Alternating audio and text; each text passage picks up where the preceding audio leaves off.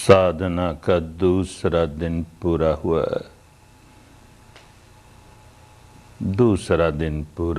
अब काम करने के लिए 8 दिन और रह गए हैं। दूसरा दिन पहले दिन से जरा अच्छा, लेकिन फिर भी कठिनाइयां तो हैं ही।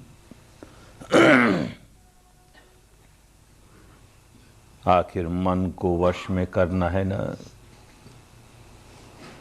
बहुत आसान नहीं है। ये बंदर जैसा मन, ये मरकट मन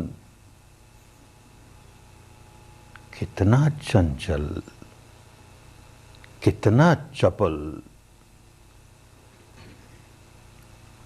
एक शाखा को छोड़ता है दूसरी पकड़ता है, एक छोड़ता है दूसरी पकड़ता है, एक विचार छोड़ता है दूसरा आरंभ कर देता है, वो छोड़ता है तीसरा आरंभ कर देता है।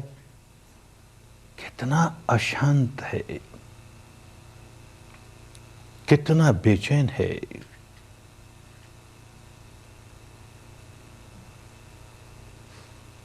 जंगली है। इसे पालतू बनाना है तो बड़े धीरज के साथ काम करना होगा। कोई समझदार आदमी किसी जंगली जानवर को पालतू बनाता है तो बड़ी समझदारी के साथ, बड़ी धीरज के साथ काम करता है। उतावलेपन में वो पशु को अपने वश में नहीं कर पाएगा। बड़ी धीरज से काम करता है तो पालतू बना ही लेता है। कोई जंगली भैंसा हो, कोई जंगली हाथी हो, आसानी से वश में नहीं आता। बहुत अनुभवी व्यक्ति बड़े धीरज से उसे अपने वश में करता है। वही जंगली पशु किसी मनुष्यों की बस्ती में चला जाए तो कितना तहलका मचा दे, कितनी हानि कर दे। और वही जंगली पशु वश में आ गया तो मनुष्यों का गुलाम हो गया, सेवक हो गया। वो जंगली हाथी जिसका सारा बल हमारे लिए इतना खतरनाक था, अब पालतू हो जाने के बाद उसका सारा बल हमारी सेवा में लग गया। ऐसे ही हमारा ये मन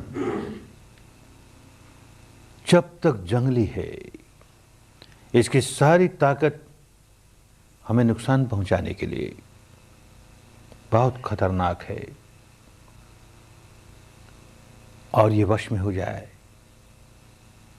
ये पालतू हो जाए तो इसकी सारी ताकत जो हमारे लिए इतनी हानिकारक थी, हमारी सेवा में लग जाए,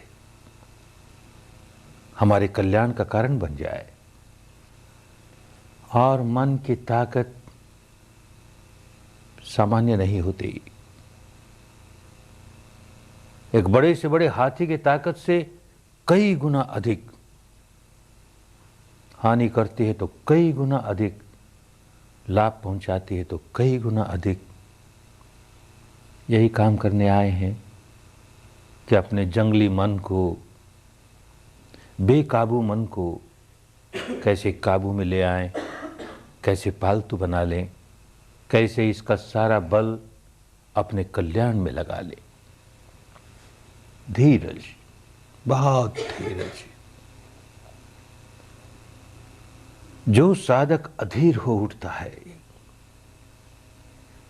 देखो 2 दिन हो गए अभी भी मन नहीं टिकता, या आगे जाके 5 दिन हो गए, देखो अभी भी नहीं टिकता, अभी भी नहीं टिकता, यूं करता है, व्याकुल होता है,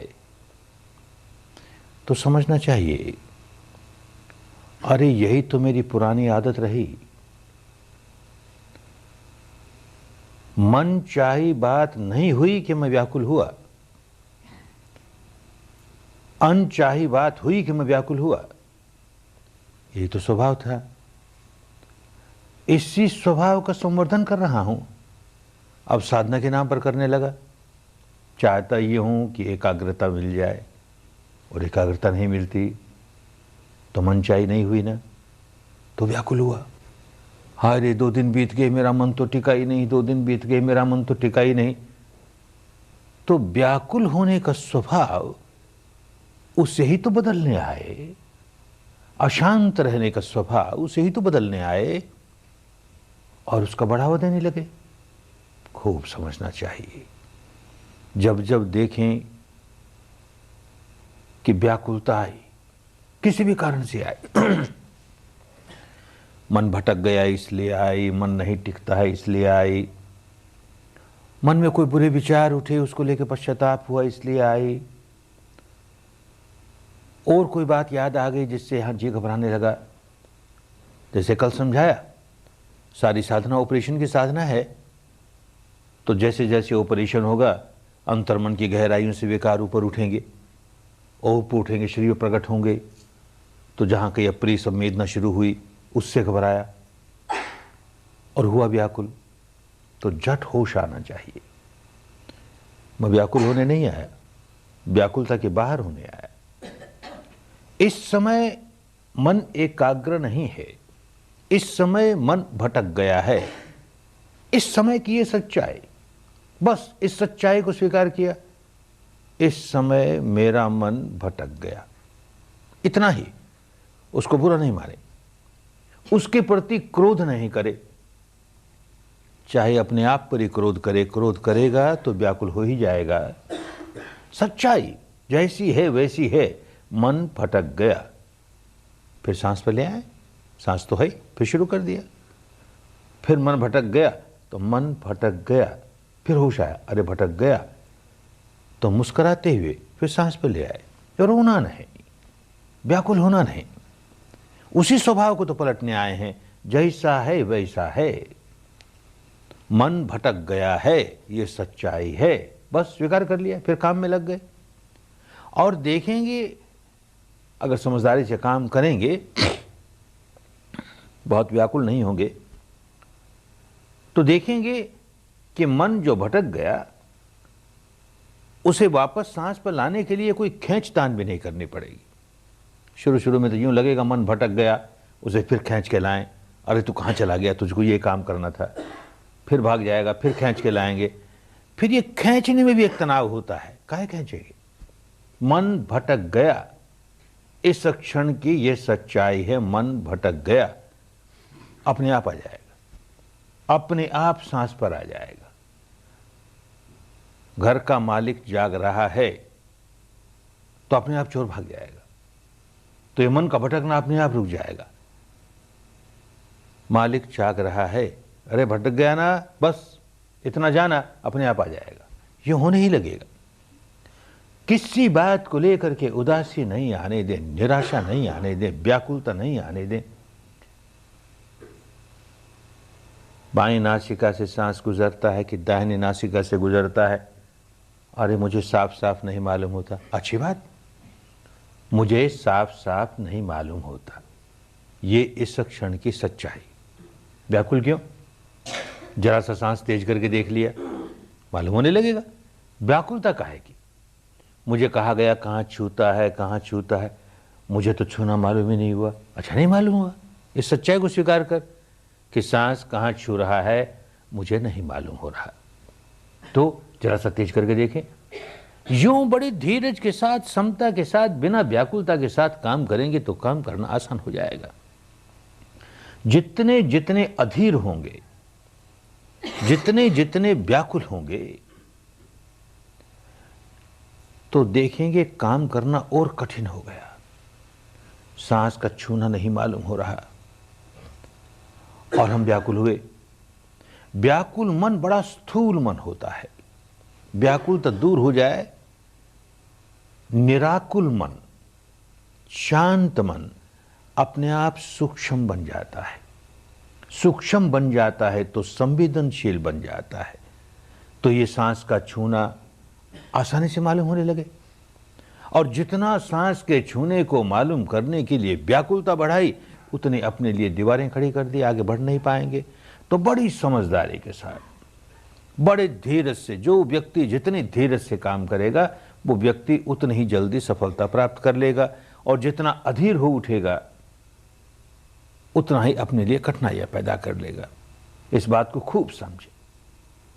जो जो अनचाही बातें हुए जा रही हैं, साधना करने बैठे हैं, अनचाही बातें होती हैं, उनको यथाभूत स्वीकार करते रहो। अब तक तो जो कुछ अप्रिय होता था उसका भोग भोगते थे, भोगता भाव से। ये पीड़ा आई, वो पीड़ा आई, हाय रे मरा रे, ये कठिनाई हो गई रे, ये कैसी साधना है रे, रोना ही रोना। अब वो भोगता भाव से बाहर निकल करके दृष्टा भाव, साक्षी भाव, ऐसा हो रहा है, हम उससे प्रभावित नहीं होते, ऐसा हो रहा है, हम उसे जान रहे हैं। भोगता भाव शनय शनय धीरे धीरे भोगता भाव समाप्त होता चला जाए। दृष्टा भाव, साक्षी भाव, तटस्थ भाव, धीरे धीरे आगे बढ़ेंगे तो कर्ता भाव भी समाप्त होते चले जाएगा। हम कुछ नहीं कर रहे, अपने आप हो रहा है, हम क्या कर रहे हैं? अपने आप घटना घट रही है। और आगे बढ़ेंगे, एक अवस्था आएगी दृष्टा भाव भी समाप्त हो जाएगा, केवल दर्शन है। मैं देख रहा हूं, घटना घट रही है, मैं देख रहा हूं, मैं जान रहा हूं। अभी लंबी बात है वो, लेकिन आगे जाकर ऐसा हो जाएगा, देखा जा रहा है, घटना घट रही है, जाना जा रहा है, मैं भी समाप्त हो जाएगा। वो आगे की अवस्थाएं हैं, लेकिन ये काम अच्छी तरह समझ जाओगे तो ही वैसी अवस्थाएं आएंगी। पहले भोगता भाव के बाहर निकलो, धीरे धीरे कर्ता भाव के भी बाहर निकलो। घटना घट रही है, उसे जान रहा हूं, चलो फिलहाल इतना ही, उसे जान रहा हूं, साक्षी भाव से, तटस्थ भाव से, इतना ही शुरू करें तो देखेंगे प्रगति आसान हो गई। एक बात बड़ी अच्छी तरह समझ लेनी पड़ेगी, जिस व्यक्ति को शुद्ध धर्म के रास्ते चलना है, शुद्ध धर्म वो कि जो सार्वजनीन होता है, कुदरत का वो कानून, विश्व का वो विधान, निसर्ग के वो नियम जो सब पर एक जैसे लागू होते हैं। भारत की पुरानी भाषा में उसे धर्म नियामता कहते थे, उसे धर्म कहते थे।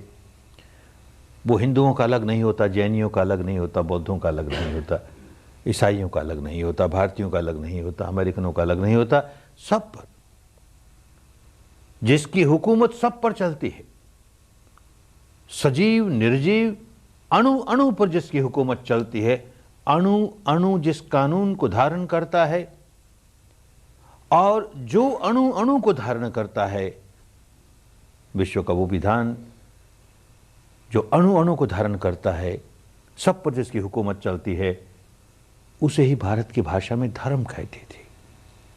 सबके लिए एक जैसा है। तो ऐसे सार्वजनीन धर्म के रास्ते चलने वाले व्यक्ति को एक बात बड़ी अच्छी तरह समझ लेनी चाहिए कि भाई ये जिस रास्ते पर चलना है वो मुझे चलना पड़ेगा, इस पर चलने का सारा श्रम मुझे करना पड़ेगा।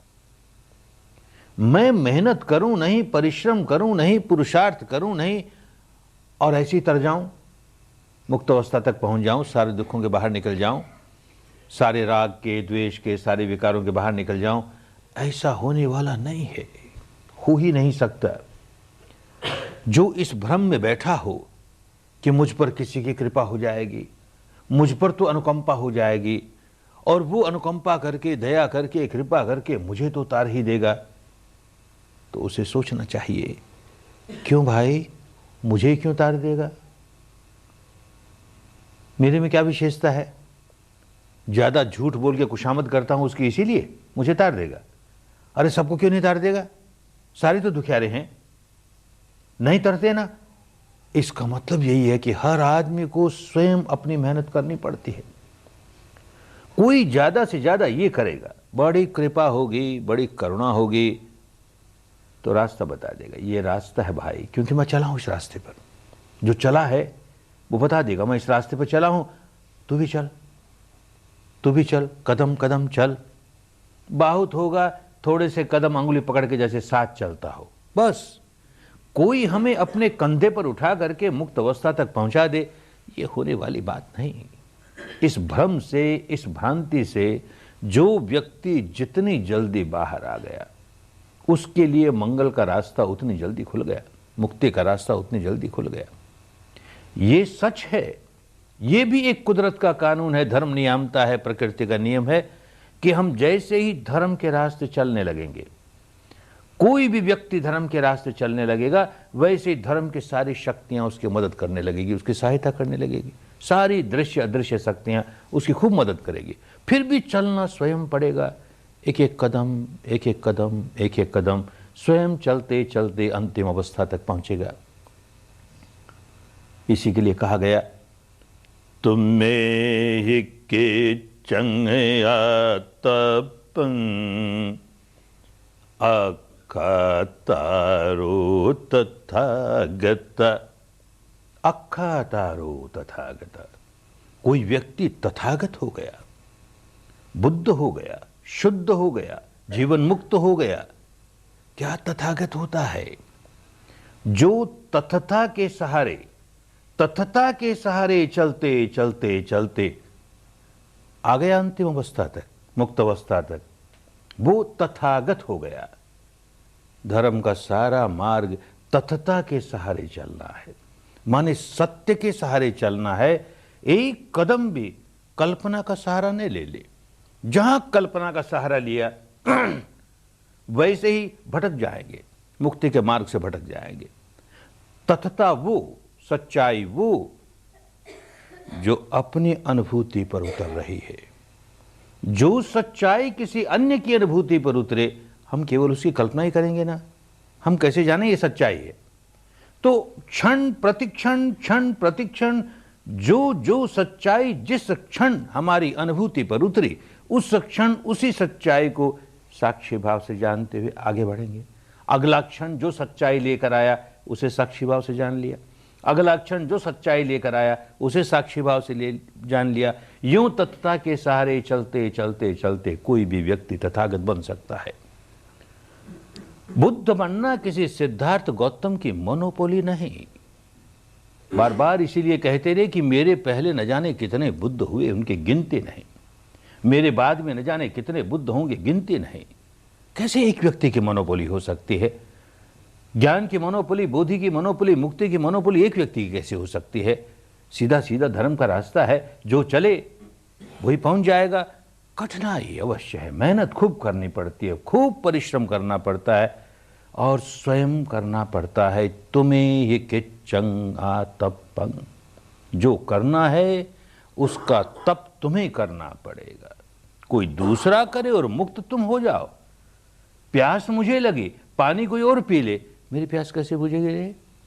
भूख मुझे लगी, भोजन कोई और खा ले, मेरी भूख कैसे मिटेगी रे? रोगी मैं हूं, औषधि का सेवन कोई और कर ले, मेरा रोग कैसे दूर होगा रे?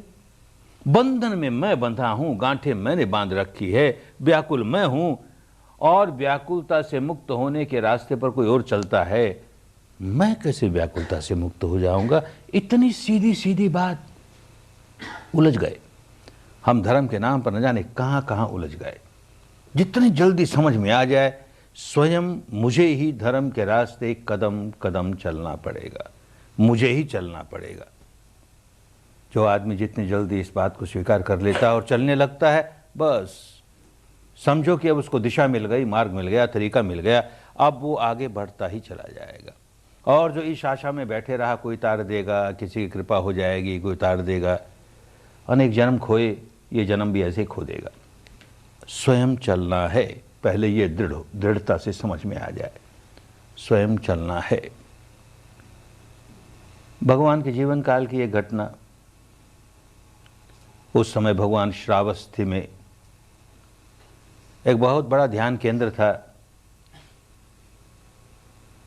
जेतवन विहार में। और श्रावस्ती उन दिनों के भारत की बहुत बड़ी आबादी वाली नगरी थी। कौशल देश के राजनगरी। बहुत लोग वहाँ यही सीखने आते थे। बहुत बड़ी संख्या में भिक्षु भिक्षुणियाँ, बहुत बड़ी संख्या में गृहस्थ पुरुष नारियाँ। भगवान जी विद्या सिखाते। सायंकाल धर्म चर्चा होती तो कुछ नगर के ऐसे लोग भी आ जाते जो धर्म चर्चा सुनने के लिए। ये भारत का एक राष्ट्रीय रोग रहा है। धर्म के रास्ते चले या न चलें, पर हम धर्म चर्चा जरूर सुने। अच्छा है, धर्म चर्चा सुनने में दोष नहीं। धर्म चर्चा सुनते हैं, उससे प्रेरणा जगती है, उससे मार्गदर्शन होता है ताकि चलें। पर चले नहीं, केवल बुद्धि विलास के लिए, केवल वाणी विलास के लिए। कुछ लोग ऐसे भी आते थे। एक भाई एक दिन जरा जल्दी आ गया, देखा भगवान अकेले बैठे, बड़ा खुश हुआ। उनके समीप गया, नमस्कार किया, कहता है महाराज एक प्रश्न बार बार मेरे मन में उठता है। बहुत लोग होते हैं तो संकोच के मारे पूछ नहीं पाता। अच्छा हुआ आज आप अकेले हैं, मेरी शंका का समाधान कर दें। भगवान ने कहा धर्म के क्षेत्र में कोई शंका रखनी नहीं चाहिए, समाधान तुरंत करा लेना चाहिए। पूछ क्या समस्या है। कहता महाराज अनेक वर्ष हो गए मैं इस साधना केंद्र में आता हूँ और जो लोग यहाँ ध्यान करते हैं, इस रास्ते चलते हैं, उनको अपनी बुद्धि के अनुसार खूब जांच के देखता हूँ। तो मैंने ये देखा महाराज थोड़े से लोग तो ऐसे अवश्य हैं जो नितांत मुक्त अवस्था पर पहुँच गए, अरहंत हो गए, शुद्ध हो गए, बुद्ध हो गए, जीवन मुक्त हो गए हैं। ऐसे साफ मालूम होता है। और कुछ लोग ऐसे भी हैं कि जिनमें बड़ा परिवर्तन आया है, बड़ा सुधार हुआ है, लेकिन अभी अंतिम अवस्था तक नहीं पहुँचे। और महाराज एक वर्ग, एक तबका ऐसा भी है जिनमें से मैं हूँ, उसमें तो कोई फर्क नहीं आया महाराज, वैसा का वैसा।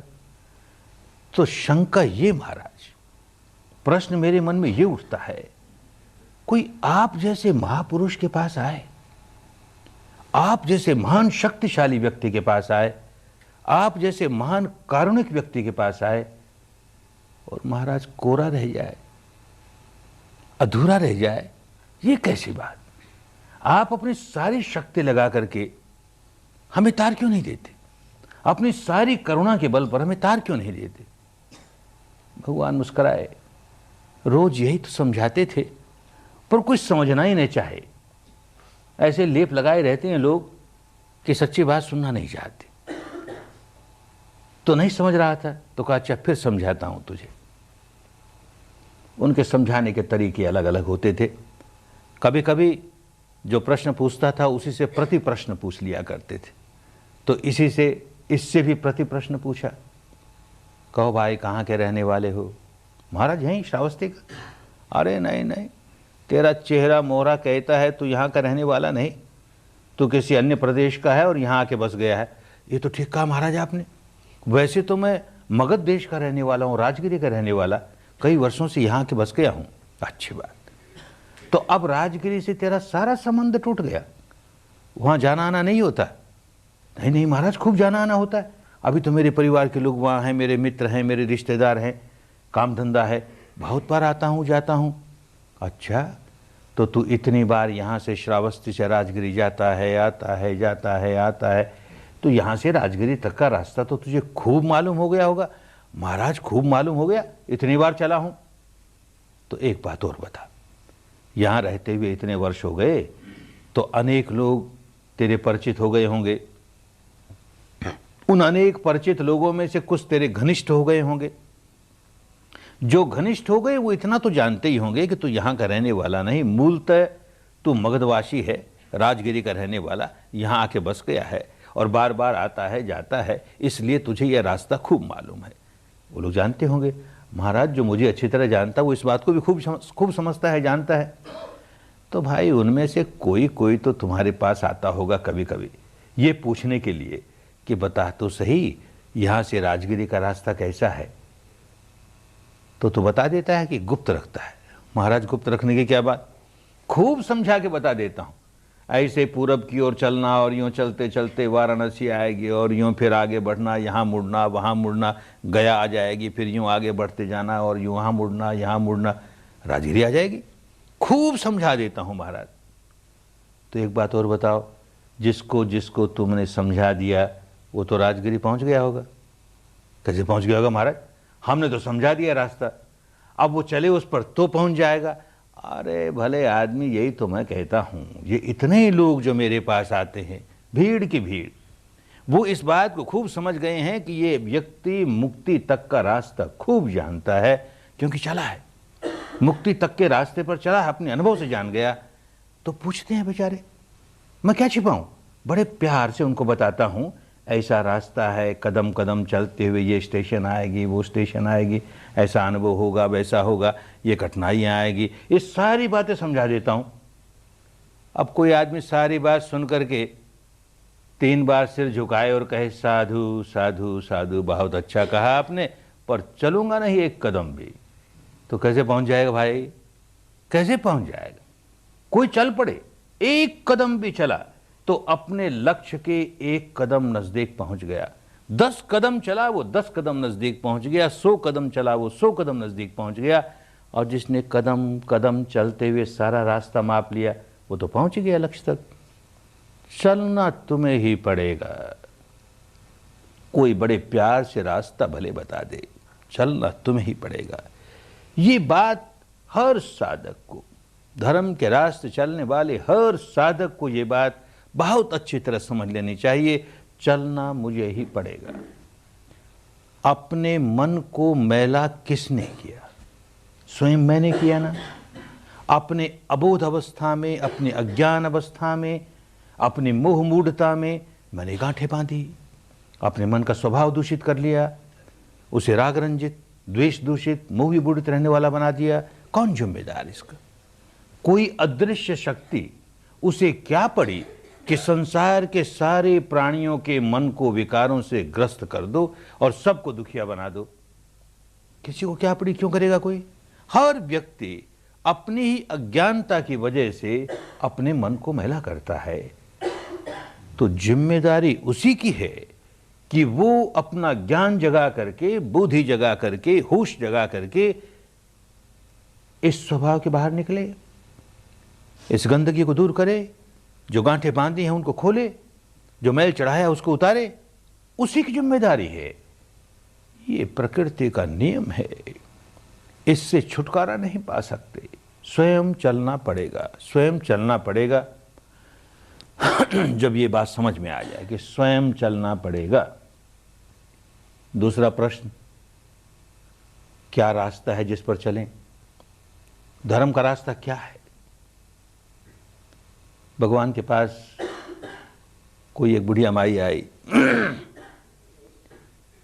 पूछा, महाराज हमें तो थोड़े से शब्दों में और सरल सरल भाषा में समझा दीजिए, धर्म क्या होता है, मुक्ति का मार्ग क्या है, हमें सरल सरल भाषा में।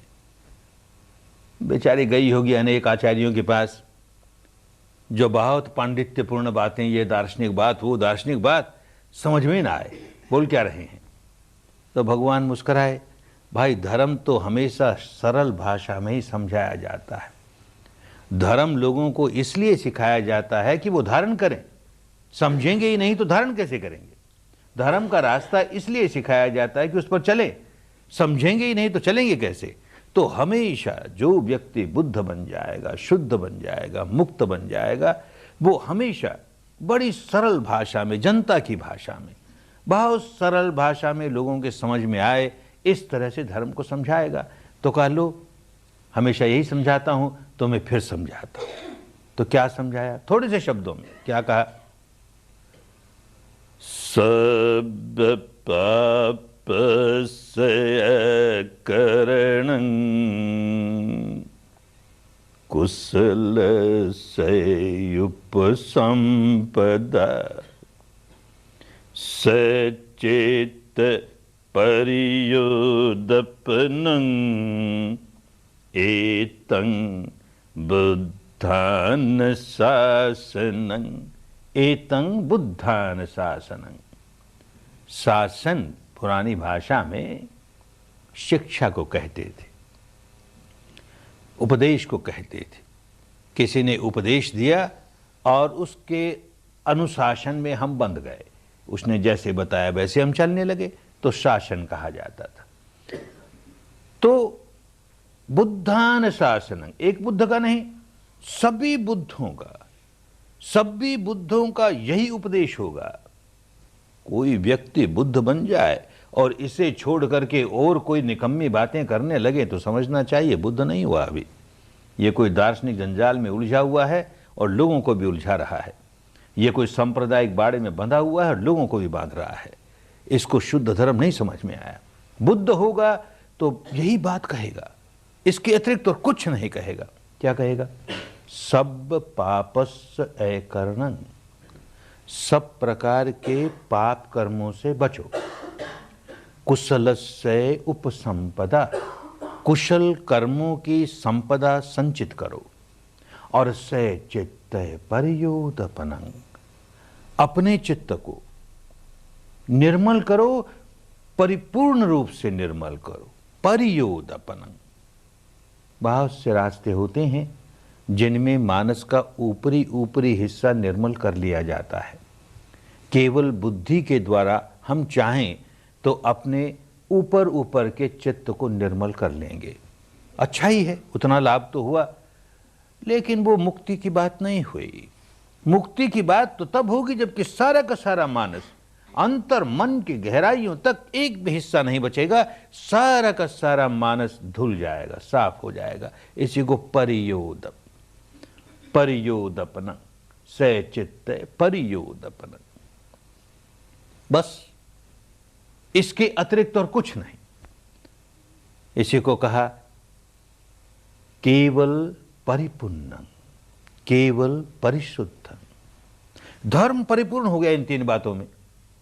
दुष्कर्मों से बचो, सत्कर्मों में लगो और चित्त को निर्मल करो। अब इसमें और कुछ जोड़ने की जरूरत नहीं, पूर्ण है। केवल इतना ही कर ले, मुक्त अवस्था तक पहुंच जाएगा। कुछ जोड़ेगा तो उसे बिगाड़ और देगा, कुछ नहीं जोड़ना। केवलम परिपूर्णं, ऐसे ही परिशुद्धं, इसमें से कुछ निकाल नहीं सकते। निकालने लायक कोई दोषपूर्ण बात है ही नहीं। ये बात तो निकाल दें तो धर्म ज्यादा शुद्ध हो जाएगा, ऐसा कुछ है ही नहीं। इन तीनों बातों में धर्म की परम शुद्धता समाई हुई, परम परिपूर्णता समाई हुई, तो ही समझना चाहिए शुद्ध धर्म है। कुछ और करने का है ही नहीं। सब पापस्य अकरणं, सब तरह के पाप कर्मों से बचो। पाप कर्म क्या हुए? सब तरह के कुशल कर्मों में लगो। कुशल कर्म क्या? पुण्य क्या? पाप क्या? पुण्य क्या? बात तो बड़ी सीधी सीधी, लेकिन यही बात जब दूषित हो जाती है, किसी संप्रदाय के साथ बन जाती है, सार्वजनीन बात है, लेकिन किसी संप्रदाय के साथ जुड़ गई तो बिगड़ गई। अब उसकी अलग अलग परिभाषा, क्या पुण्य है, क्या पाप है, क्या धर्म है, क्या पाप है, इत्यादि इत्यादि। कुछ लोग जो धर्म को सीख नहीं समझते, तो इस तरह के बाह्य आडंबर करने वाला व्यक्ति, बाहर का दिखावा करने वाला व्यक्ति बड़ा धर्मवान, ऐसा नहीं करने वाला व्यक्ति धर्मवान नहीं। तो हर संप्रदाय के अपने अपने बाहरी दिखावे होते हैं। तो इस संप्रदाय का धर्मवान कहलाने वाला व्यक्ति इस तरह का उसका बाहरी दिखावा, दूसरे संप्रदाय का धर्मवान कहलाने वाला व्यक्ति उसका दूसरे तरह का दिखावा, वो बाहरी दिखावा ही धर्म बन गया उनके लिए। सही धर्म छूट गया। किसी किसी की बात समझ में आ जाए कि अरे बाहरी दिखावे में क्या पड़ा है भाई, तो और दूसरी बात में उलझ जाएगा। किसी एक संप्रदाय के इस प्रकार के कर्मकांड, तो कहेगा जो जो व्यक्ति इस प्रकार के कर्मकांड करता है वो तो धर्मवान, जो इस प्रकार के कर्मकांड नहीं करता वो धर्मवान नहीं। तो अलग अलग संप्रदायों के अपने अपने कर्मकांड, किसको धर्म माने किसको नहीं धर्म माने, फिर उलझा दिया। इससे भी निकला कोई आदमी, इन कर्मकांडों में क्या पड़ा है, तो और एक बड़ा बंधन, बहुत बड़ा बंधन। हर संप्रदाय की अपनी अपनी दार्शनिक मान्यता, हर दार्शनिक मान्यता एक संप्रदाय खड़ा कर देती है। हर संप्रदाय एक दार्शनिक मान्यता से उलझा हुआ है, बंधा हुआ है। तो इस संप्रदाय का व्यक्ति जो इस दार्शनिक मान्यता को मानने वाला है, सारे जीवन इस अंधेरे में रहेगा कि जो जो लोग इस दार्शनिक मान्यता को मानने वाले हैं वो तो धर्मवान, जो इस दार्शनिक मान्यता को ही नहीं मानते उनका धर्म से क्या लेन देन।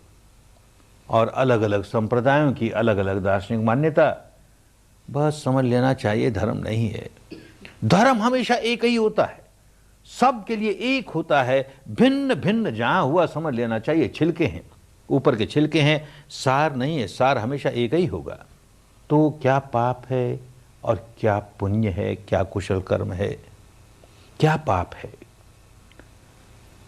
कोई व्यक्ति अपने शरीर से, अपनी वाणी से कोई भी ऐसा काम करे जिससे अन्य प्राणियों को हानि पहुंचती हो, अन्य प्राणियों की सुख शांति भंग होती हो,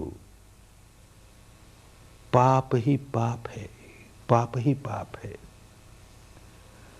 ऐसे ही अपने शरीर से, अपनी वाणी से ऐसा काम करे जिससे अन्य प्राणियों को सुख शांति मिलती हो, उनके कष्ट दूर होते हो, उनको कोई हानि न होती हो, उनका मंगल होता हो, पुण्य ही पुण्य है।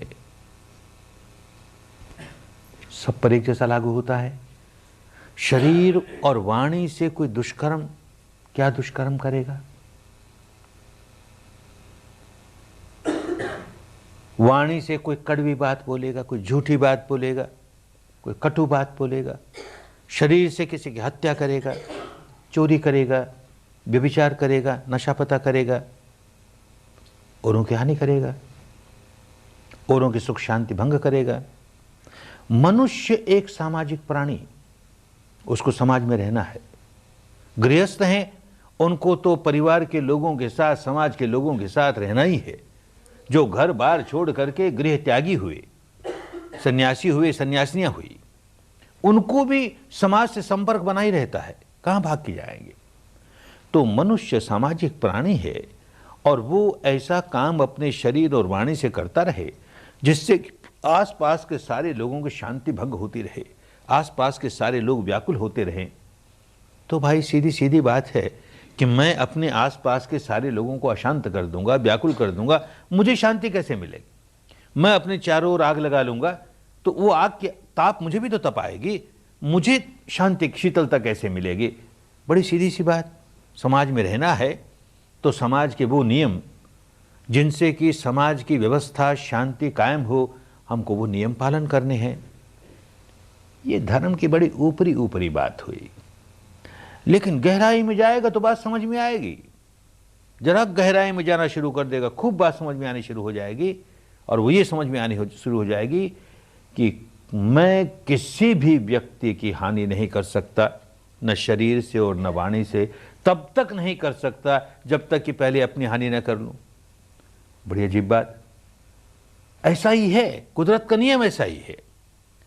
हत्या कोई तब तक नहीं कर सकेगा जब तक कि अपने भीतर क्रोध न जगा ले, द्वेष न जगा ले, दुर्भावना न जगा ले, और वो भी इतनी गहरी, तब जाके किसी की हत्या करेगा।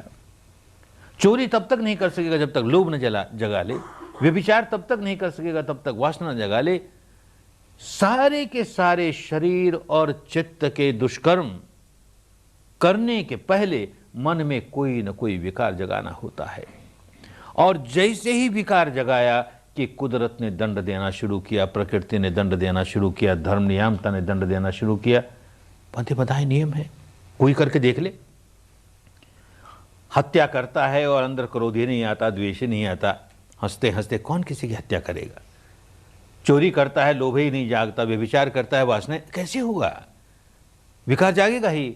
और करके देखे, विकार जागता है तो व्याकुल होता हूं कि नहीं? विकार जागता है भीतर और भीतर देखना आया नहीं। बाहर का जो आलंबन है वही प्रमुख हो गया, तो भीतर अपने देखा ही नहीं कि मेरी कितनी हानि हो रही है। अपनी हानि हो रही है, ये बात धर्म के रास्ते चलते चलते खूब समझ में आने लगेगी। तो मैं शरीर और वाणी से कोई ऐसा काम नहीं करूं जो पाप का काम हो, माने जो अन्य लोगों की सुख शांति भंग करने वाला हो, अन्य लोगों को पीड़ा पहुंचाने वाला हो। ऐसा कोई काम नहीं करूं तो मैं किसी पर एहसान नहीं कर रहा, मैं अपने आप पर एहसान कर रहा हूं। मैं नहीं कर रहा तो अपने आप को दुखी नहीं बनाता, क्योंकि मैं पहले अपने को दुखी बनाऊं तब दूसरे को दुखी बनाऊंगा। ये बात खूब समझ में आने लगेगी, खूब समझ में आने लगेगी। तो धर्म की शुद्धता समझ में आने लगेगी कि भाई जो जो व्यक्ति अपने मन में विकार जगा करके कोई भी दुष्कर्म करता है, पाप का कर्म करता है, वो अपने को हिंदू कहता फिरे कि बौद्ध कहता फिरे कि जैन कहता फिरे कि ईसाई कहता फिरे कि सिख कहता फिरे कि पारसी कहता फिरे कि ब्राह्मण की, क्षत्रिय की, शूद्र की, बनिया, कुछ फर्क नहीं पड़ेगा। कि भारतीय, कि बर्मी, कि अमेरिकन, कि रूसी, कुछ फर्क नहीं पड़ेगा। जो व्यक्ति मन को मैला करके शरीर और वाणी से दुष्कर्म करता है, कुदरत उसको तत्काल दंड देती है। बंधे बनाए नियम प्रकृति के, बस यही शुद्ध धर्म है। ठीक इसी प्रकार कुशल कर्म करें। क्या कुशल कर्म? सबसे बड़ा कुशल कर्म ये कि चित्त को मैला किए बिना उसे एकाग्र बनाना सीखे। कुशल चित्त की एकाग्रता बड़ी कल्याणकारिणी। सारे अच्छे काम तभी होंगे जबकि हमारा चित्त हमारे वश में होगा। चित्त वश में नहीं है, हमसे कोई अच्छा काम होगा ही नहीं, बुरा ही बुरा काम करेंगे। और चित्त वश में हो जाए और विकारों के साथ हो जाए तो बुरा ही बुरा काम करेंगे, वो एकाग्रता काम नहीं आई। चित्त को निर्मल बना करके एकाग्रता प्राप्त करें तो कुशल ही कुशल काम होगा, कुशल ही कुशल काम होगा। और तीसरा, मान लो कि हमने चित्त को निर्मल बनाया, भी ऊपर ऊपर से निर्मल बनाया, उसको एकाग्र भी किया, पर अनेक जन्मों से जो विकार जगाने का स्वभाव बनाए बैठे हैं, अंतर मन की गहराइयों में अपने विकारों की गांठें, गांठे पर गांठे, गांठे पर गांठे कितने इकट्ठी कर रखी है। कैसा गांठ गंठीला बने हैं भीतर से, सारा मानस गांठ गंठीला, सारा शरीर का रेशा रेशा गांठ गंठीला। पता नहीं, अंदर देखते नहीं ना, देखेंगे तो पता लगेगा कितना गांठ गंठीला हूं मैं, कितना व्याकुल रहता हूं इसकी वजह से। वो जब तक नहीं निकल जाएगा तो ऊपर ऊपर से हजार अपने चित्त को निर्मल कर लें, निर्मल करके एकाग्र भी हो जाएं, लेकिन मुक्ति नहीं मिली, दुखों से मुक्ति नहीं मिली, विकारों से, जड़ों से मुक्ति हो जाएगी, उस दिन सही मुक्ति मिली। इसलिए परियोदपन, पूर्ण मानस, सारा का सारा मानस विकारों से मुक्त होना चाहिए, मैल से मुक्त होना चाहिए। ये तीसरी। इन तीनों को उन दिनों की भाषा में कहा सब पापस्य अकरणं, माने शील सदाचार का जीवन जीना। कुशलस्य उपसंपदा, माने समाधि का जीवन जीना, मन को कुशल करके अपने वश में करने का अभ्यास करना। और स चित्त परियोदपन, अपने अनुभव से ऐसी प्रज्ञा जगानी कि जिससे अंतर मन की गहराइयों तक कोई विकार टिकने न पाए, सब निकल जाए। तो शील समाधि प्रज्ञा, शील समाधि प्रज्ञा, यही शुद्ध धर्म होता है। इस पर न बौद्धों की मोनोपोली होती है, न हिंदुओं की, न जैनियों की, न ईसाइयों की, सबके लिए समान रूप से कल्याणकारी। और इसे हर व्यक्ति आसानी से इसका पालन कर सके। आवश्यक नहीं पहले इस संप्रदाय में दीक्षित हो जाओ, इस बाड़े में बंध जाओ, अपने को इस नाम से पुकारने लगो, तभी इस रास्ते पर चल पाओगे, और अन्यथा चलोगे तो भी लाभ नहीं मिलेगा। पहले बाड़े में बन जाओगे और फिर चलोगे तो लाभ मिलेगा। ऐसी बात है ही नहीं, तो समझो धर्म नहीं है, फिर बाड़ा बंदी है। कहीं ना कहीं को धोखे की बात है। धर्म सार्वजनीन होता है, ये बात समझ करके इस रास्ते चलना है। और जरा रास्ते को जरा विवरण के साथ और समझें, समझाया गया जरा और विवरण के साथ। वैसे तो रास्ते पर चलने वाले व्यक्ति को मोटी मोटी बात रास्ते की समझ लेनी चाहिए, कैसा रास्ता है और कहाँ तक पहुँचाएगा। ये बात नहीं समझेंगे तो मन में शंका होगी, कहाँ जा रहे हैं, क्या कर रहे हैं, इसका क्या रिजल्ट होगा, शंका रहेगी, काम नहीं कर पाएंगे। इसलिए उसको भले बुद्धि के स्तर पर ही समझ लें। चलना जो है वो तो एक एक कदम चलना पड़ेगा। तो जैसे आदमी हाथ में टॉर्च लेकर के एक एक कदम, जिस कदम पर आगे बढ़ना है वहां प्रकाश पड़ना चाहिए, खूब समझना चाहिए ये कदम कैसा, अगला कदम उठाएं तो वो कैसा, अगला कदम उठाएं तो सारा का सारा मार्ग, एक एक कदम को बहुत विवरण के साथ समझते हुए आगे चलेंगे। लेकिन एक मोटी मोटी रूपरेखा समझ लें, सारा मार्ग क्या है।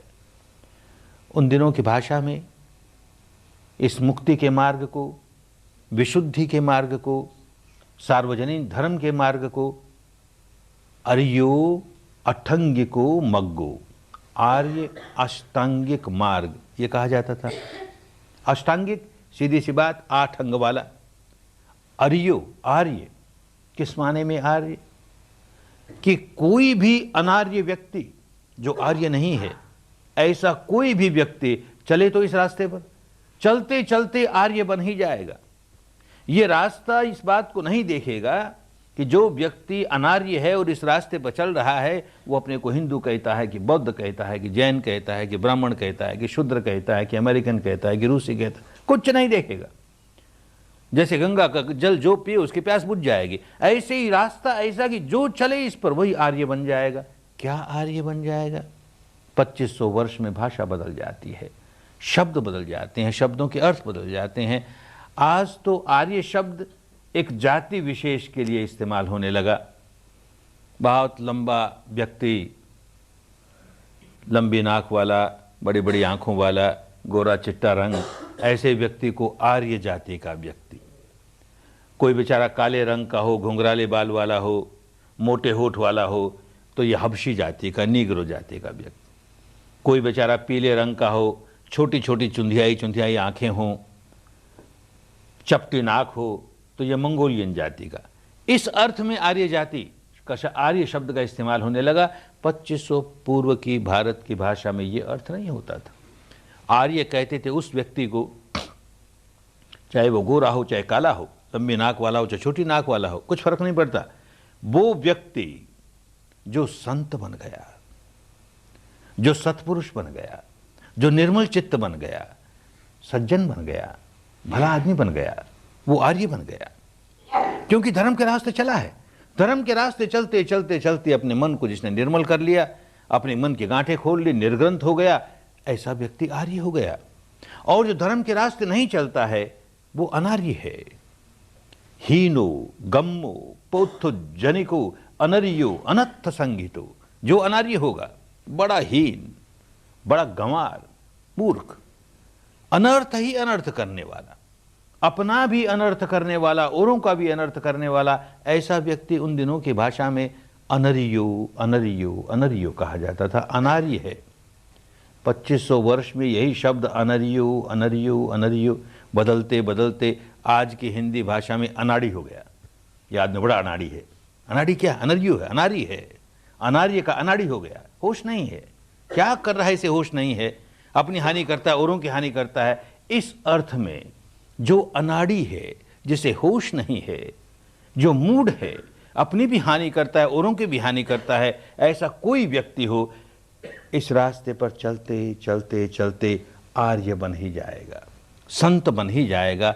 इस माने में अर्यो मग्गो, अठंगी को, आठंग वाला।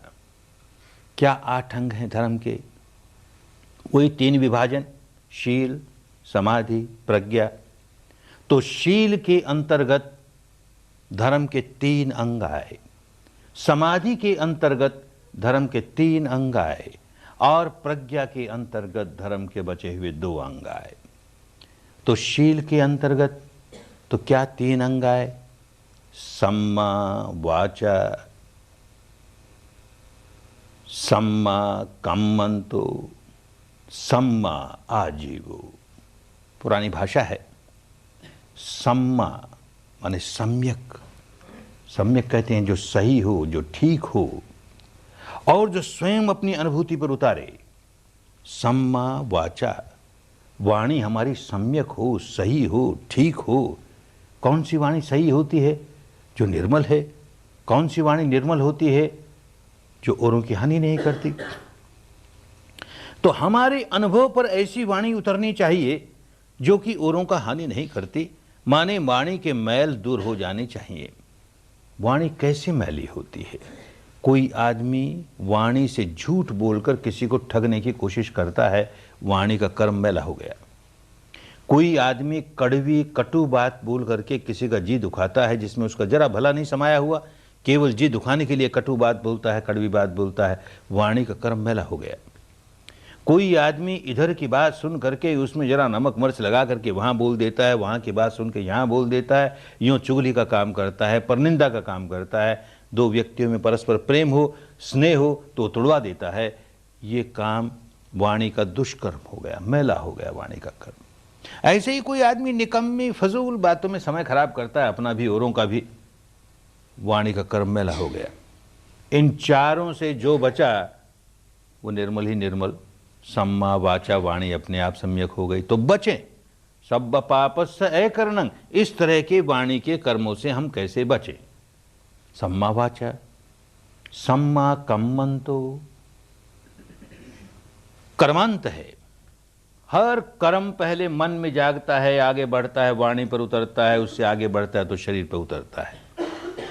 तो कर्मांत माने हमारे शरीर के जो कर्म हैं वो भी सम्यक हों, सही हों, कल्याणकारी हों, अपने लिए भी औरों के लिए भी, मैले नहीं हों। तो शरीर के कर्म का क्या मैल है? कोई व्यक्ति अपने शरीर से किसी अन्य की हत्या कर देता है, शरीर का कर्म मैला हो गया। कोई व्यक्ति शरीर से कोई वस्तु जो दूसरे की है उसे चुरा लेता है, उसे छीन लेता है, उसे झपट लेता है, उसे अपना लेता है, उसे हथिया लेता है, शरीर का कर्म मैला हो गया। कोई व्यक्ति अपने शरीर से व्यभिचार कर लेता है, शरीर का कर्म मैला हो गया। कोई व्यक्ति अपने शरीर से नशा पता कर लेता है, शरीर का कर्म मैला हो गया। ये सारे के सारे काम हमारी भी हानि करने वाले, औरों की भी हानि करने वाले। इनसे अगर बचते हैं तो सम्मा हो गया, सम्यक हो गया, और वो सम्यक अनुभूति पर उतरता है, कल्याणकारी बात हो गई। उपदेश की बात नहीं है केवल, वैसा अपने अनुभव से होने लगा। हत्या नहीं करते, चोरी नहीं करते, व्यभिचार नहीं करते, नशा पता नहीं करते, ऐसा अपनी अनुभूति पर उतरने लगा। सम्मा कम्मंतो, सम्मा आजीवो, जो आजीविका है वो भी सम्यक होनी चाहिए, सही होनी चाहिए, शुद्ध होनी चाहिए, निर्मल होनी चाहिए, और वो जीवन में उतरनी चाहिए, खाली उसके उपदेश न रह जाएं। हर व्यक्ति को जीवन यापन के लिए कोई ना कोई आजीविका का सहारा लेना ही पड़ता है। वो कैसी है आजीविका? गृहस्थों के लिए ज़्यादा आवश्यक सजग रहने के लिए। सन्यासियों के भी अपने नियम है कि जो प्राप्त करता है गृहस्थ से वो किस तरह से करे। गृहस्थों के क्या नियम हैं? हमारे घर आमदनी का जो रास्ता है, हमारे घर उस आमदनी के रास्ते से जो पैसा आता है, वो आमदनी का रास्ता कैसा है? उस आजीविका से कहीं औरों की हानि तो नहीं कर रहा? अपने घर तो पैसा आ रहा है पर औरों की हानि तो नहीं कर रहा?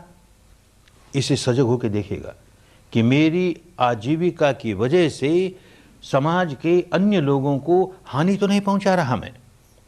जैसे मसलन उदाहरण के तौर पर एक आदमी कहता है कि मैं कोई नशा पता नहीं करता, बड़ा शीलवान हूं, मैं कोई नशा पता नहीं करता। अच्छी बात है, लेकिन धंधा करता है शराब का, गांजे का, अफीम का, भांग का, तो जो खरीद के जाएगा वो नशा पता ही करेगा, अपना शील सदाचार तोड़ेगा।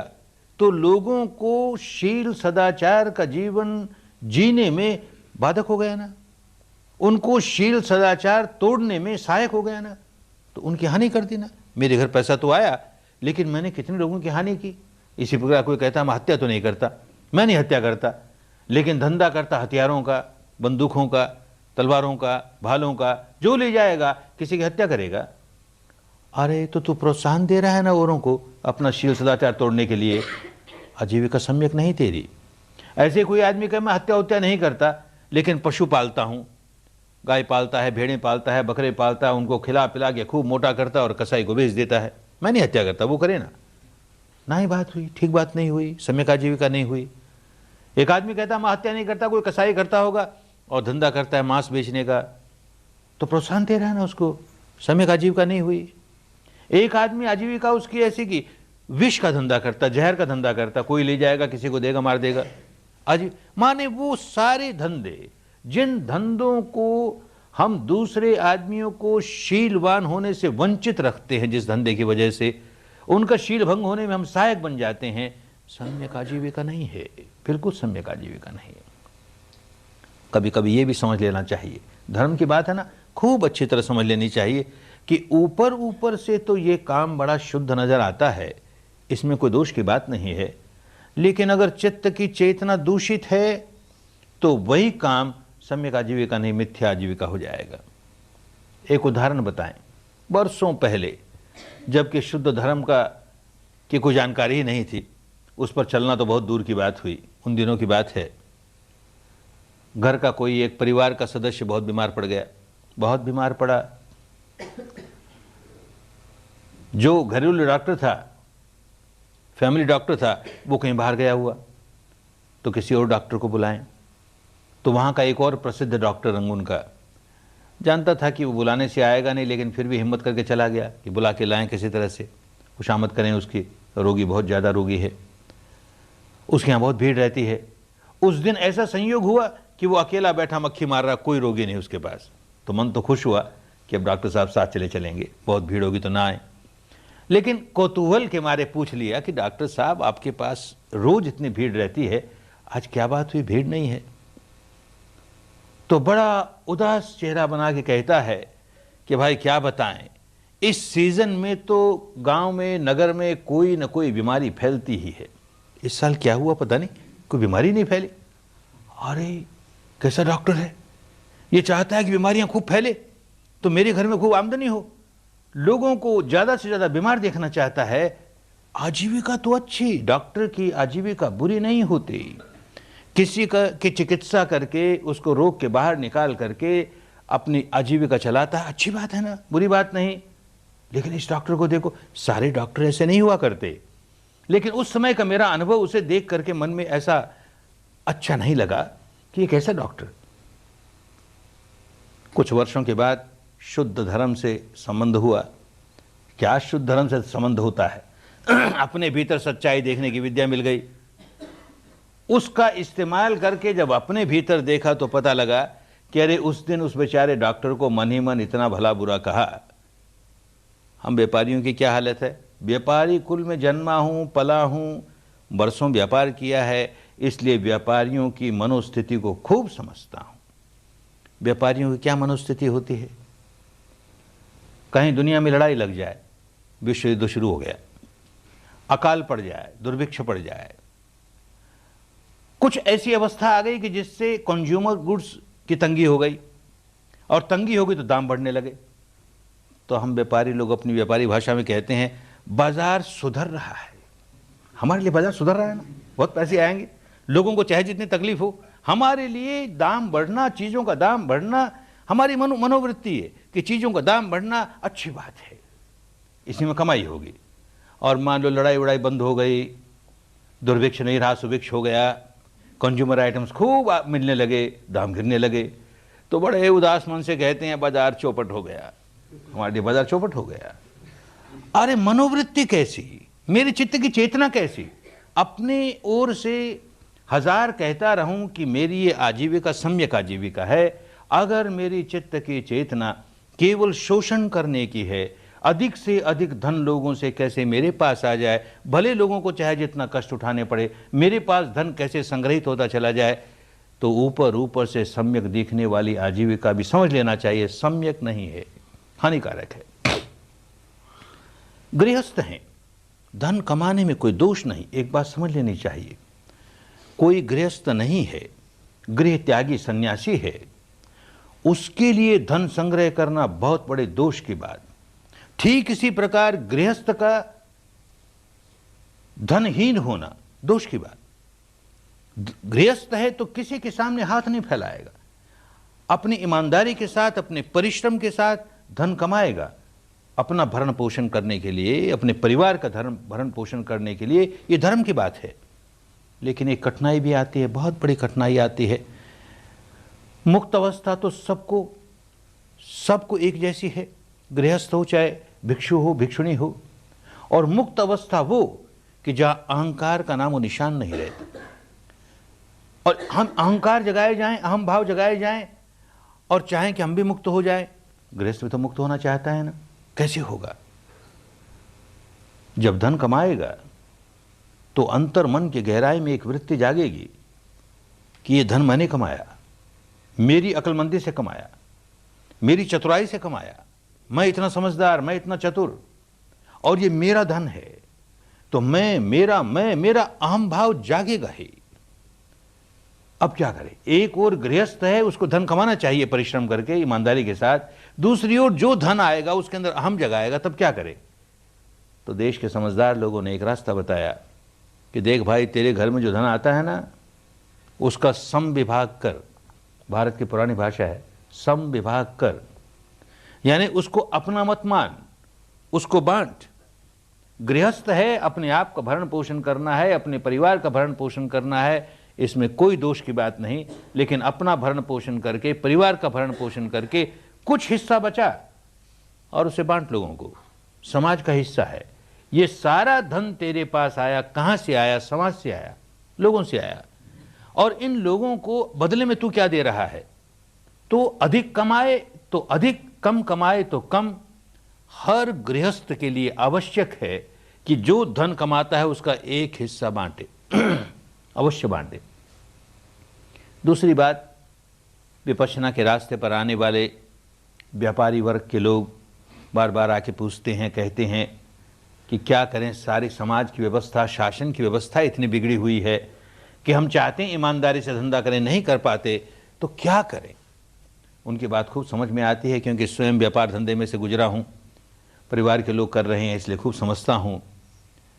तो एक बात कहता हूं उनसे कि भाई, जहां ये बिगड़ी हुई व्यवस्था तुमको घुटना टेकने के लिए मजबूर करती है, उसको एक बार अलग रखो। तुम कम से कम उन बातों में तो दोष का काम मत करो जिसमें तुम्हारा अधिकार है।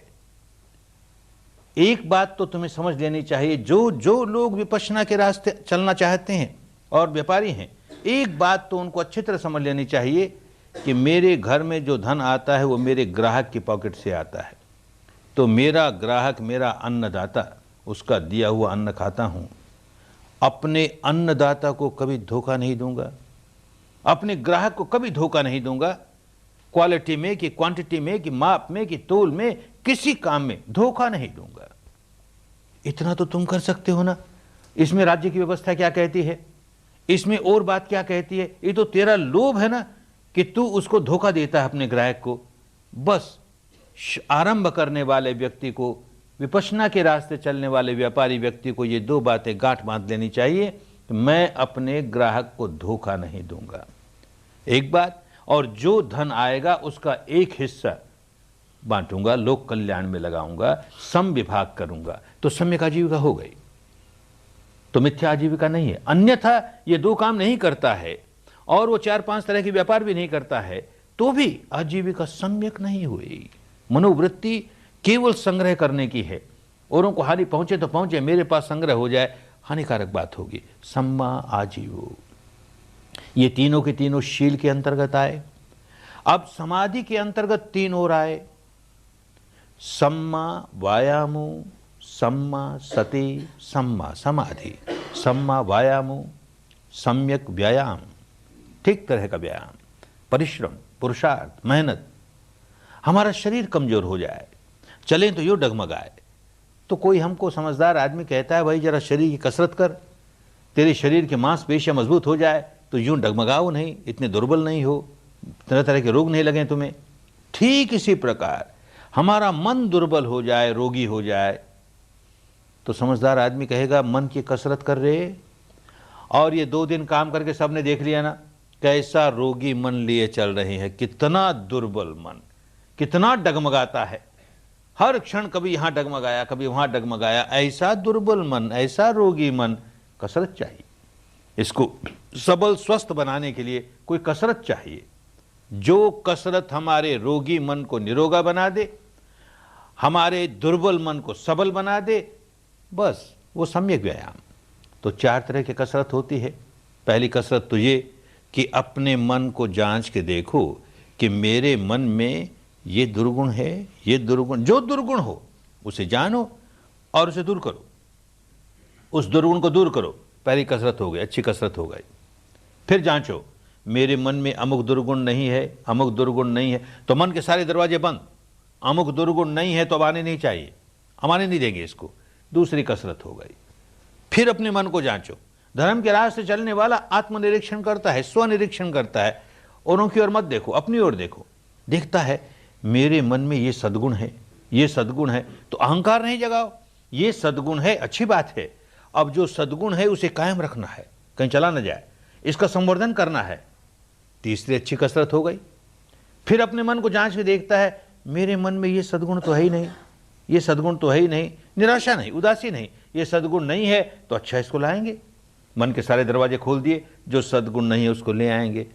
अरे जो दुर्गुण है उसे दूर करेंगे, जो दुर्गुण नहीं है उसे आने नहीं देंगे, जो सद्गुण है उसे रोके रखेंगे, उसका संवर्धन करेंगे, जो सद्गुण नहीं है उनको लाएंगे। बस ये 4 कसरत ऐसी कसरत है कि वो हमको ठीक धर्म के रास्ते आगे पहुंचा देगी। सम्मा वायामो, सम्मा सती, सती माने स्मृति। 2500 वर्ष में कहा ना, भाषा बदल जाती है, शब्द बदल जाते हैं, शब्दों के अर्थ बदल जाते हैं। आज के भारत की सभी भाषाओं में स्मृति शब्द का एक ही अर्थ रह गया, मेमोरी, याददाश्त। 2500 वर्ष पूर्व की भाषा में केवल यही अर्थ नहीं था, एक इससे बड़ा और अर्थ था, और वो था सजगता, सजग रहना। किसके प्रति सजग रहना? अपने आप के प्रति सजग रहना, उसको सती कहते थे। अपने इस शरीर प्रपंच के प्रति सजग रहना, अपने चित्त प्रपंच के प्रति सजग रहना, अपने सारे कर्मों के प्रति सजग रहना, उसको सती कहते थे, स्मृति कहते थे। खूब सजग, यही काम शुरू किया। कल और आज यही तो कर रहे हैं ना, अपने बारे में, अपने शरीर और चित्त के बारे में क्षण प्रतिक्षण जो सच्चाई प्रकट हो रही है उसको जान रहे हैं। सांस आता है, जाता है, आता है, जाता है, इस नासिका से उस नासिका से, उसे जान रहे हैं। छूता है, यहाँ छूता है, वहाँ छूता है, उसे जान रहे हैं। ये सती का काम। अब सारा का सारा मार्ग हमें स्थूल से सूक्ष्मता की ओर ले जाने वाला। तो अब तक जो अनुभूतियां हुई इस सांस के सहारे सांस के बारे में जो भी जानकारी हुई, अब देखेंगे आज रात को और कल सारे दिन भर इससे अधिक सूक्ष्म सत्य प्रकट होना शुरू हो जाएगा। एक काम हमने जानबूझ के ये किया कि अपने बारे में सच्चाई जानने के लिए सारे शरीर पर ध्यान नहीं लगाया। शरीर का एक छोटा हिस्सा, ये तिकोना हिस्सा, ऊपर वाले होंठ से लेकर के नासिका तक का हिस्सा, बस पहले इस स्थान की सच्चाई जानेंगे। यहाँ क्या हो रहा है, यहाँ सांस आ रहा है, जा रहा है, यहाँ छू रहा है, वहाँ छू रहा है, ताकि अपना मन थोड़ी सी दूर में ही रहे। और थोड़ी सी दूर में जब मन रहता है तो वो बड़ा सूक्ष्म हो जाता है, बड़ा संवेदनशील हो जाता है। हमको अपने मन को सूक्ष्म करना है, संवेदनशील करना है, ताकि सारे शरीर के बारे में जान जाएं आगे जा करके, सारे चित्त के बारे में जान जाएं आगे जा करके। तो अभी तो इतनी सी दूरी में, तो इतने सी दूरी में अब आज रात को देखेंगे, कल दिन को देखेंगे कि सांस तो आ रहा है, जा रहा है, छू भी रहा है, और क्या हो रहा है। सच्चाई ये है कि सारे शरीर में प्रतिक्षण शरीर के अणु अणु में कोई ना कोई घटना घट रही है, कोई ना कोई बायोकेमिकल रिएक्शन हो रहा है, जीव रासायनिक प्रतिक्रिया चल रही है, कोई ना कोई इलेक्ट्रोमैग्नेटिक रिएक्शन हो रहा है, विद्युत चुंबकीय प्रतिक्रिया चल रही है। सारे शरीर में कुछ ना कुछ हो रहा है। मन हमारा इतना स्थूल है, कभी उस ओर ध्यान भी नहीं दिया। एक तो स्थूल है और एक हमेशा बहिर्मुखी रहा, अपनी ओर कभी नहीं देखा। अपनी ओर देखने का कोई प्रक्रिया की भी, ध्यान लगाने बैठे भी, तो अपने बारे में सच्चाई को नहीं देखा। बस कोई कल्पना, हमारी मान्यता ये, ऐसा आत्मा होती है, वैसा परमात्मा होता है, ऐसी आत्मा नहीं होती है, वैसा परमात्मा नहीं होता है, आत्मा और परमात्मा दो होते हैं, नहीं एक। इसी कल्पनाओं में सारा समय खो दिया। अपने बारे में तेरा राग कहाँ जागता है, तेरा द्वेष कहाँ जागता है, और किस कदर तू बढ़ाई जा रहा है, कैसे गांठे बांधे जा रहा है, उसमें से कैसे निकल सकता है, इस ओर ध्यान ही नहीं। और निकम्मी काल्पनिक बातों में सारा समय खोया। तो पहली बार ये करने आए कि इस 3.5 हाथ की काया के भीतर शरीर का सारा प्रपंच, चित्त का सारा प्रपंच, और इन दोनों का परस्पर किस तरह से रिएक्शन चल रहा है, इसे समझना है, अनुभूति से समझना है, ताकि विकारों के उद्गम को हम खूब समझ जाएं और विकारों के उद्गम को बंद करके अपने स्वभाव को, अंतर मन के गहराइयों तक अपने स्वभाव को पलटने का काम शुरू कर दें। राग वाला स्वभाव कैसे राग विहीन होता चला जाए, द्वेष वाला स्वभाव कैसे द्वेष विहीन होता चला जाए, मोह वाला स्वभाव कैसे मोह विहीन होता चला जाए। तो स्थूल से सूक्ष्मता की ओर बढ़ेंगे।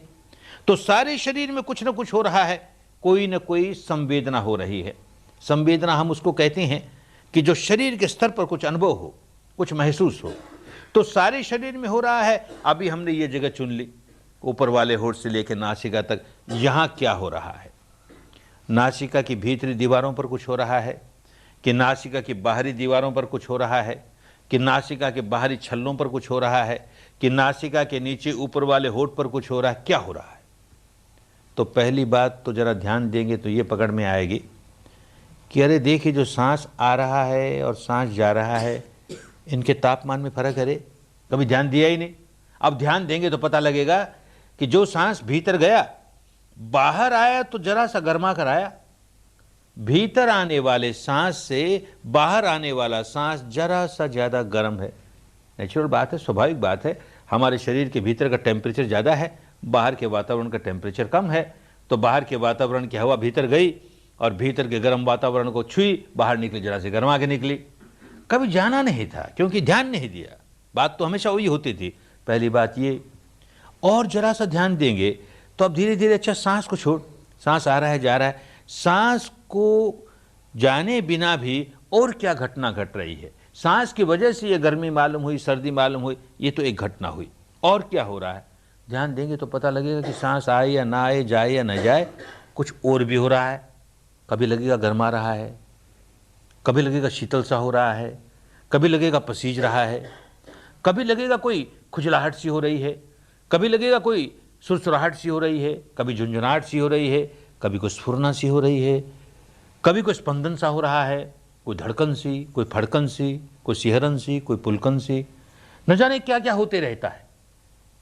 कभी हल्कापन सा मालूम होगा, कभी भारीपन सा मालूम होगा, कभी कोई तनाव सा मालूम होगा, कोई दबाव सा मालूम होगा, कोई दुखाव सा मालूम होगा, कभी कोई सिकुड़न सी फैलाव सा, सिकुड़न सी फैलाव सा ऐसे मालूम होगा, कभी सूखापन सा मालूम होगा या गीलापन सा मालूम होगा। न जाने कितने प्रकार की संवेदनाएं होती हैं। हम चाहें कि इसी प्रकार की हो तो नहीं, वो अपने आप जो होती है, इस क्षण अपने आप जो हुआ उसे जान लिया। जो नहीं हुआ उसकी कल्पना नहीं करनी, उसकी कामना नहीं करनी। जो हो रहा है, इस क्षण ये हुआ, अगला क्षण ये हुआ, अगला क्षण ये हुआ, यूं क्षण प्रतिक्षण, क्षण प्रतिक्षण जो जो होता जाएगा उसको जानते चले जाएंगे। साक्षी भाव से जानना है। एक बात ये समझ लेनी है, पुरानी आदत तो ये कि खुजली आई, हमें नहीं अच्छे लगी। खुजली आई कि हाथ उठा, खुजला लिया, उसे नहीं अच्छी लगी ना, दूर करना, उसको खुजला लिया। अब नहीं, खुजली आई तो भोक्ता भाव नहीं, दृष्टा भाव, साक्षी भाव। आइए भाई, तुझे भी देखते हैं, तू कब तक रहती है, देखते हैं तेरा भी। अरे तेज होगी, तेज होगी, आरंभ में तो तेज होगी, जरा तेज हुई, तेज हुई, तेज हुई, खत्म हो गई। कोई खुजली अनंत काल तक रहती नहीं, देर सवेर समाप्त हो जाती है। इसी तरह जो भी संवेदना या महसूस होगी वो अनंत काल तक रहने वाली नहीं। उत्पन्न होती है, देर सवेर समाप्त हो जाती है, उत्पन्न होती है, कुछ देर के बाद समाप्त हो जाती है। बस हम तो केवल साक्षी भाव से जान रहे हैं और कुछ नहीं कर रहे। ऐसा आज रात और कल दिन भर करेंगे, फिर देखेंगे धीरे धीरे हम और सूक्ष्मता की ओर बढ़ते चले गए, और सूक्ष्मता की ओर बढ़ते चले गए। ये सती, जहां कल्पना नहीं हो, जहां सच्चाई अपनी अनुभूति पर उतरे, सम्मा सती है ना, अपनी अनुभूति पर उतरे, और सच्चाई भी अपने से संबंधित, अपने शरीर और अपने चित्त से संबंधित, और बातों से लेन देन नहीं। अपना चित्त प्रपंच, अपना शरीर प्रपंच, और इन दोनों के संग्रह से, इन दोनों के समुच्चय से क्या हो रहा है उसको जानने का काम। हर संवेदना शरीर और चित्त का प्रपंच। सम्मा सती, सम्मा समाधि, कुशल चित्त की एकाग्रता, उसे सम्मा समाधि कहते हैं। केवल चित्त की एकाग्रता, उसे समाधि कहते हैं। सम्मा समाधि, सम्यक समाधि हो। चित्त बहुत मैला है, राग से भरा हुआ है, और राग के आधार पर हमने चित्त को एकाग्र कर लिया, द्वेष के आधार पर चित्त को एकाग्र कर लिया, किसी कल्पना के झूठ के आधार पर चित्त को एकाग्र कर लिया। सम्मा समाधि नहीं हुई। एक उदाहरण से समझें। एक बगुले को देखा होगा, पानी के किनारे खड़ा है, कैसे एक टांग पर, जरा भी नहीं हिलता, खूब समाधिस्थ है, बड़ा ध्यानस्थ है। लेकिन किस बात में समाधिस्थ है? ध्यान लगाया हुआ है कि पानी में कहीं मछली दिख जाए और हड़प कर ले, समाधिस्थ तो है ही वो। एक बिल्ली को देखा होगा, चूहे के बिल के पास कैसे खड़ी है, हिलती नहीं, एक रोआ भी नहीं हिलता, बड़ी समाधिस्थ है, को चूहा निकले हड़प कर ले। किसी शिकारी को देखा होगा, कैसे अपनी दुनली बंदूक पर ध्यान लगाए बैठा है, कोई सामने शिकार आए धाई मार दे। सारी समाधियां ही है ना, ध्यान ही है ना, एकाग्रता ही है ना। सम्मा नहीं, अपने काम की नहीं। दुनिया में बुरे से बुरा काम भी चित्त को एकाग्र करके किया जाता है। केवल चित्त की एकाग्रता हमें मुक्त अवस्था तक नहीं ले जाएगी। ऐसी एकाग्रता जिसका आधार मैल नहीं हो, राग नहीं हो, द्वेष नहीं हो, मोह नहीं हो, वो हमारे कल्याण की बात। तो इस क्षण जो घटना घटी उसके प्रति राग नहीं है, द्वेष नहीं है और कोई कल्पना नहीं है। सांस आ रहा है तो कोई कल्पना नहीं है, सांस आ रहा है उसके प्रति राग नहीं है, द्वेष नहीं है। सांस छू रहा है उसके प्रति राग नहीं है, द्वेष नहीं है, कोई कल्पना नहीं है। खुजली आए कि गर्म आया कि झंझनाहट हुई, कि सुरसुराहट हुई, कि गुदगुदाहट हुई, उसके प्रति कोई राग नहीं है, कोई द्वेष नहीं है और वो सच्चा है, कोई कल्पना नहीं है। बस ऐसा क्षण प्रतिक्षण उसे जानते जानते कितने लंबे अरसे तक जानते चले गए, उतनी समाधि मजबूत होती चली गई। यही करना है, यही काम करने आए। इसके आगे की जो प्रज्ञा का क्षेत्र है जिसमें धर्म के 2 अंग और बाकी हैं, आज चर्चा नहीं करेंगे, उसकी चर्चा कल करेंगे, क्योंकि उस क्षेत्र में हमें परसों उतरना है। अभी तो शील का पालन करते हुए और यहाँ रहते हुए शील का पालन करने में कोई कठिनाई नहीं, परिस्थितियाँ ही हमको शील का पालन करने में सहायक हैं। केवल एक शील, ये जो सत्य बोलने का, उसमें कभी कठिनाई आ जाएगी, परस्पर बात करोगे, कुछ झूठ बोल जाओगे, शील भंग हो जाएगा।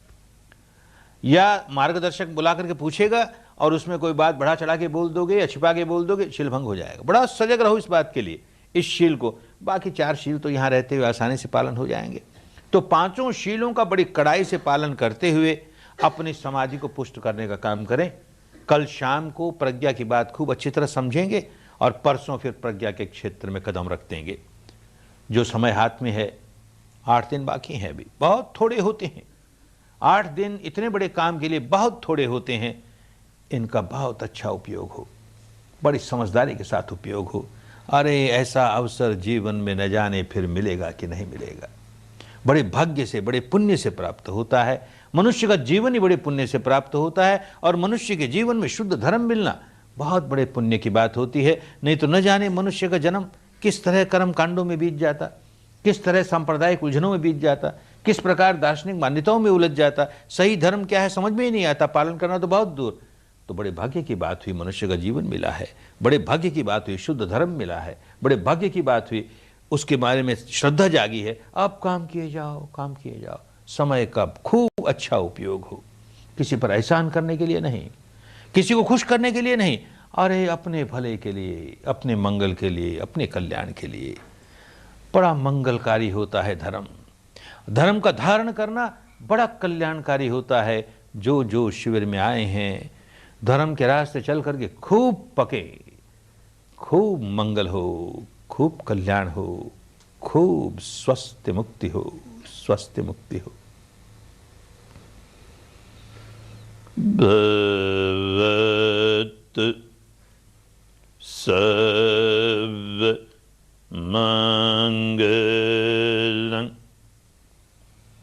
भवत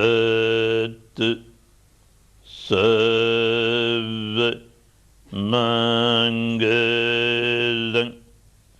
भवत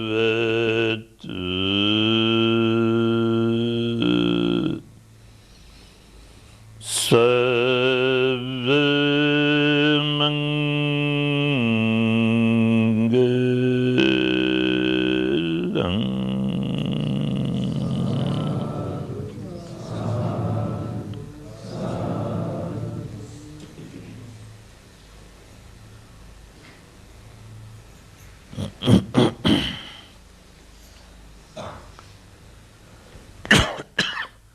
चाहे तो 5 मिनट विश्राम कर लें, उसके बाद फिर काम शुरू करेंगे। 5 मिनट विश्राम कर लें।